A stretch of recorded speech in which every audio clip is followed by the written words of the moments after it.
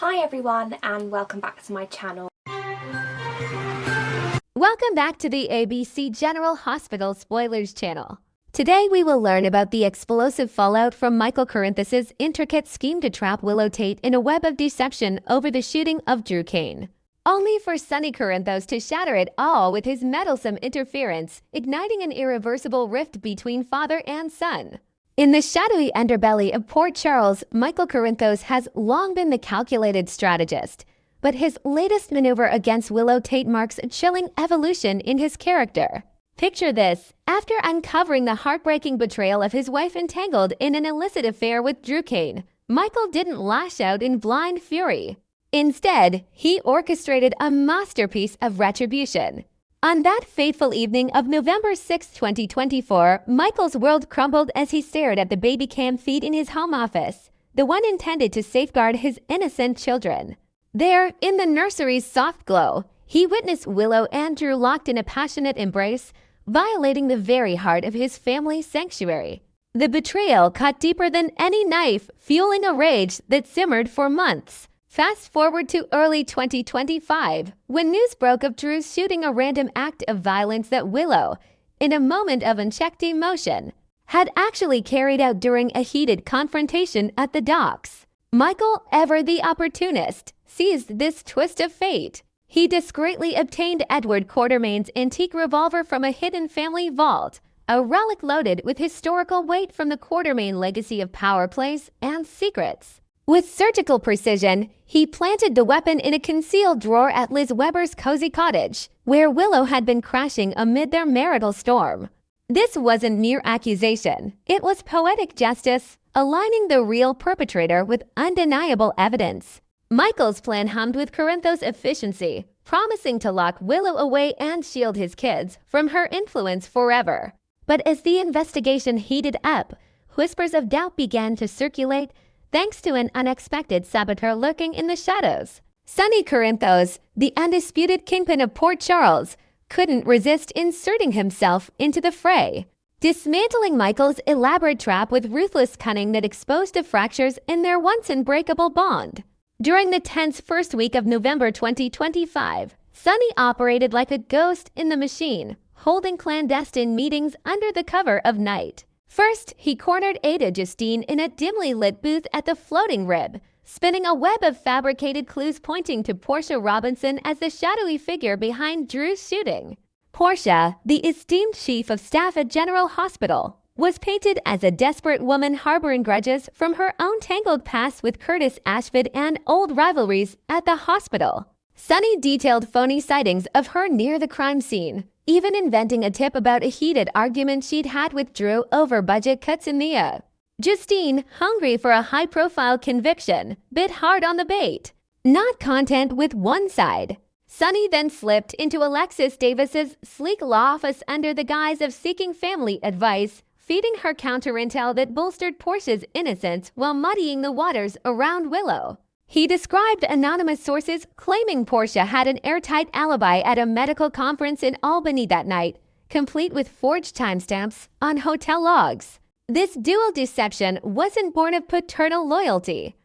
It stemmed from Sonny's possessive need to control the narrative in Port Charles. Michael, daring to execute a solo operation without consulting the family patriarch, threatened Sonny's monopoly on fixing messes.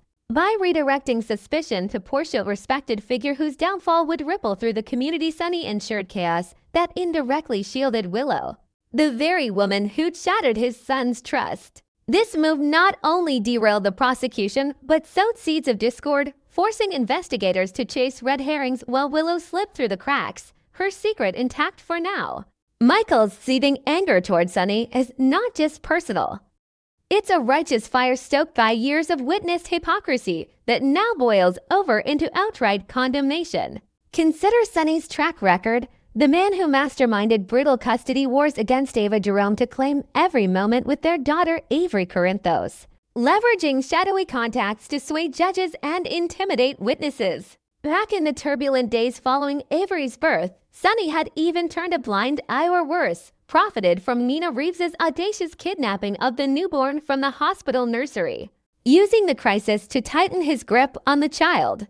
Those tactics were celebrated as protective fatherhood within the Corinthos circle. Yet now Sunny deigns to moralize against Michael's methods. The irony is thicker than the fog rolling off the harbor.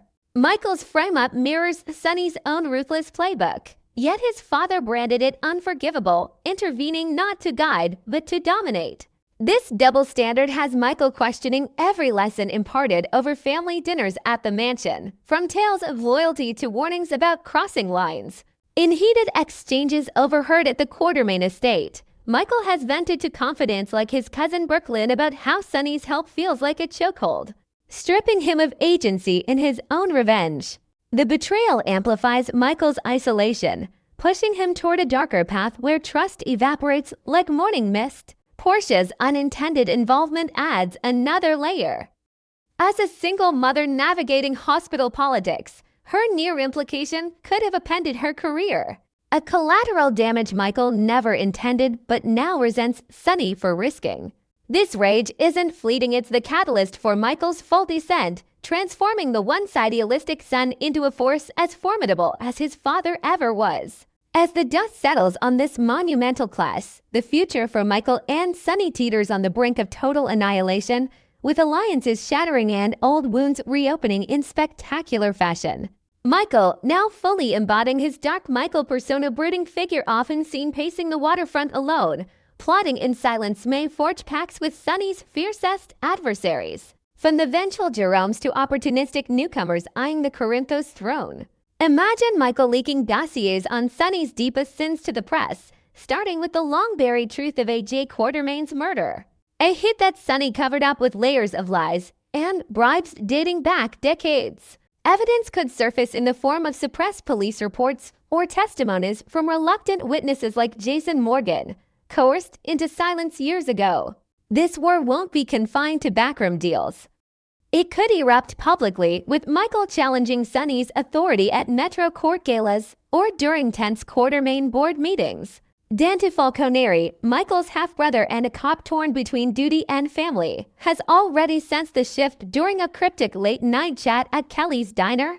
There, Michael dropped a bombshell, admitting in veiled terms that he wished he'd fabricated the entire frame-up if it meant barring Willow from their twins' lives indefinitely, a confession laced with the cold truth of his actions. Forgiveness? That's a fairy tale in Port Charles. Instead, expect scorched earth tactics, Michael potentially allying with Dex Heller to sabotage Sunny's shipments or even tipping off the feds about lingering RICO threads.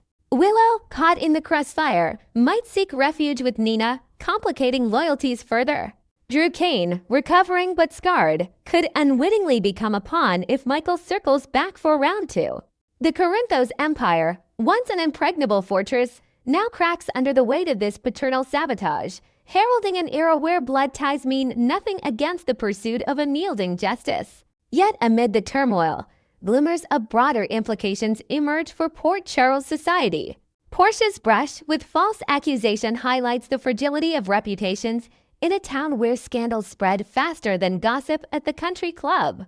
Her defense, bolstered by Sunny's manipulations, might lead to a countersuit against the PCPD for mishandling evidence, shaking Commissioner Anna Devane's leadership.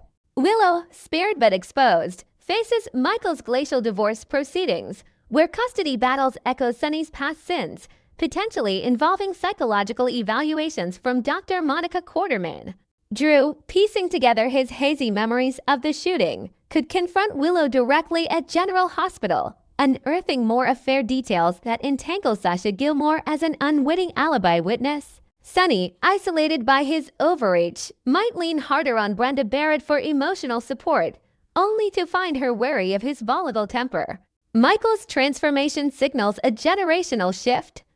The son surpassing the father in cunning, perhaps even adopting Edward's old-school ruthlessness to reclaim family assets. Next, we'll dive deep into the heartwarming yet surprising reconciliation between Tracy Quartermain and Ronnie Bard, a moment that's not only healed deep-seated rifts within the Quartermain dynasty, but also sparked whispers of potential new family bonds in the quirky world of Port Charles. Tracy Quartermain's unexpected shift in perspective. In a stunning revelation during the November 6th episode of General Hospital, Tracy Quartermain, long known for her sharp tongue and unyielding demeanor, stepped into the spotlight with an admission that no one saw coming. For weeks, Tracy had been a fortress of suspicion.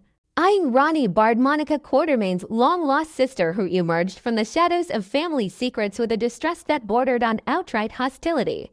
Ronnie's arrival had stirred the pot in the opulent Quartermain mansion, where loyalties run as deep as the Quartermain fortune and grudges can last generations. Tracy, ever the guardian of the family's storied legacy, viewed Ronnie as an interloper, a potential threat who might unravel the delicate threads holding the Quartermains together after Monica's tragic passing. But in a twist that left viewers gasping, Tracy gathered the family and confessed her errors, her voice laced with a vulnerability rarely glimpsed in the iron-willed matriarch. This apology wasn't just words. It was a seismic shift, a bridge built over the chasm of misunderstanding that had threatened to divide them further. As the Quartermain clan absorbed Tracy's words, a palpable wave of relief washed over the room, restoring a fragile harmony that had been shattered by grief and suspicion. Port Charles, ever attuned to the dramas unfolding in its elite circles, buzzed with the news, with locals speculating on social media about whether this could mark the end of Tracy's infamous feuds. The impact rippled outward, touching estranged relatives like Ned and even drawing curious glances from rivals across town, such as the ever-watchful Casadines. What made this moment so profound was how it humanized Tracy, peeling back layers of her prickly exterior to reveal a woman grappling with loss, much like everyone else in the family. Ronnie, standing there with quiet dignity, accepted the olive branch, her eyes reflecting a mix of surprise and gratitude. With this gesture, Tracy not only mended fences, but also opened the door to a future where Ronnie might weave herself into the fabric of Quartermain life, perhaps returning for holidays or family crises that demand the full clan's unity. Inventing a new layer here.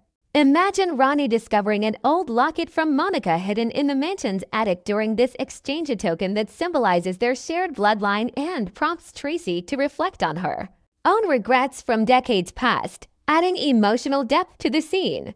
The pivotal conversation that changed everything.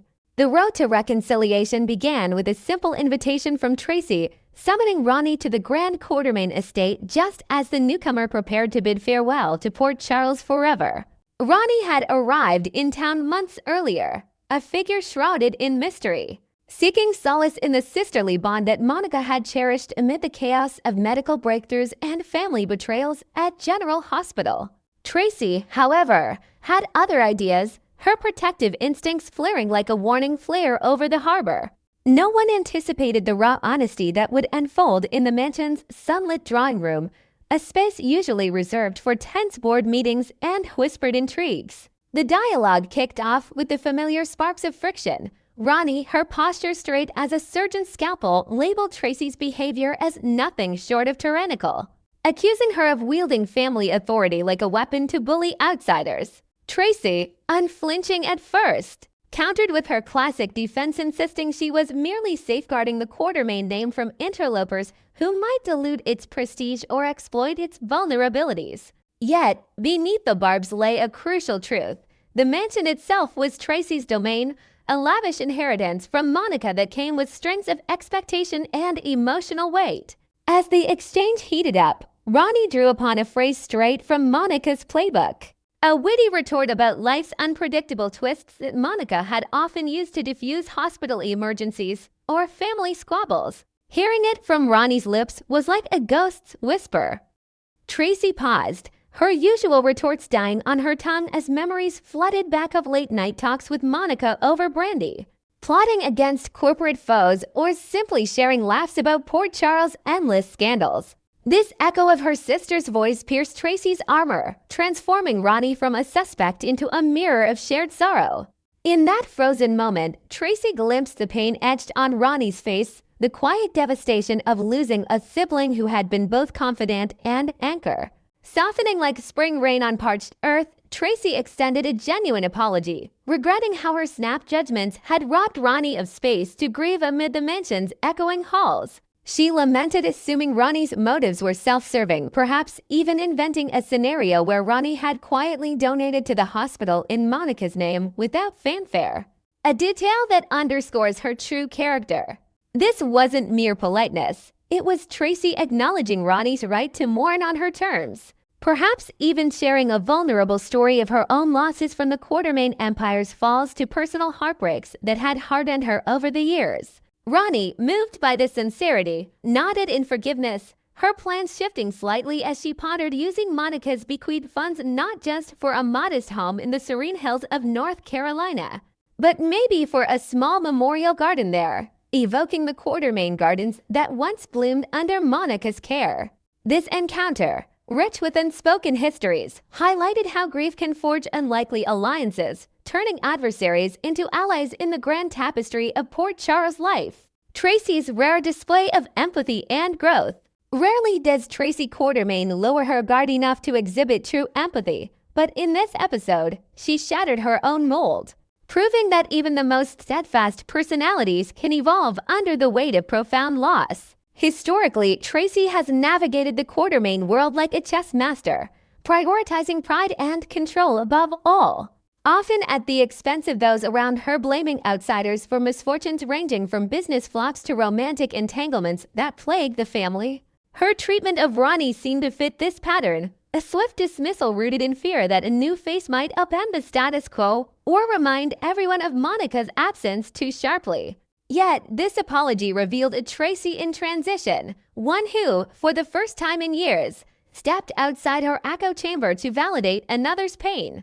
By empathizing with Ronnie's quest for connection, a journey that mirrored Tracy's own hidden longings for familial warmth, Tracy demonstrated a compassion that felt revolutionary. Picture this expanded. Tracy even references a long-forgotten Quartermaine tradition, suggesting Ronnie join a private family toast to Monica using a vintage crystal set passed down from their grandmother, a ritual that binds them in heritage. Ronnie, who had wandered into Port Charles hoping to unearth fragments of Monica's life through old photos and hospital records, found in Tracy an unexpected surrogate. Someone who could recount tales of Monica's triumphs in the or her fierce defenses during boardroom battles. This bonding moment affirmed that Monica's enduring spirit was the invisible force knitting them together, perhaps orchestrating this peace from beyond to ensure her loved ones didn't fracture irreparably. As Ronnie prepares to depart for her new chapter in North Carolina, envisioning a cozy cottage overlooking misty mountains, where she pursue passions like gardening or volunteering at local clinics, echoes of Monica's dedication, the question lingers, has this encounter planted seeds for a lasting friendship? Tracy, now reflective, might find herself reaching out via letters or surprise visits, adding a layer of warmth to her otherwise frosty persona.